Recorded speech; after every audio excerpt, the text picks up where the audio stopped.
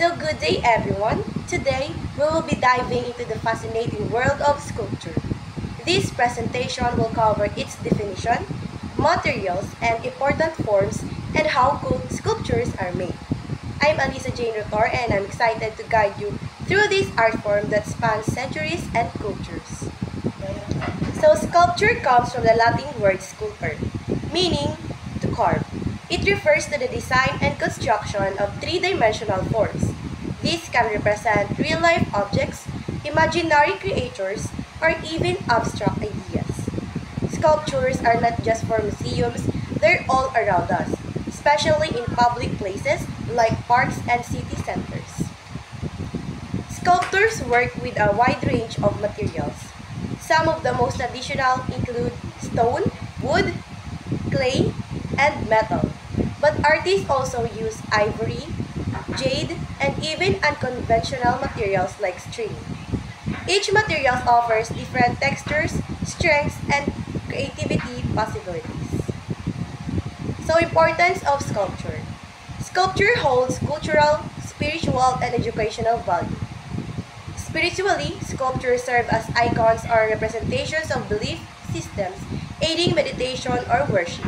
Educationally, they teach us about history and culture and help develop skills like spatial awareness and creativity. Aesthetically, sculptures enhance our surroundings and influence architectural designs. Let's look at what defines a sculpture. They occupy physical space and can be either representational or abstract. Some sculptures are static, while others are kinetic and capable of movement. Artists can create them through carving, modeling, casting, or assembling, making each piece of a unique expression. There are different types of sculptural forms. Sculpture in the round refers to freestanding works that can be viewed from all angles. Relief sculptures are attached to a background, either raised or sunken. These forms show how sculpture can vary in presentation and perspective. Beyond the traditional, we also have kinetic or mobile sculptures that involve motion. Assemblage art uses found or unrelated objects arranged into a composition.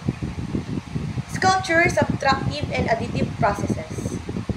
There are two main ways to create a sculpture. The first one is the subtractive and the second is additive.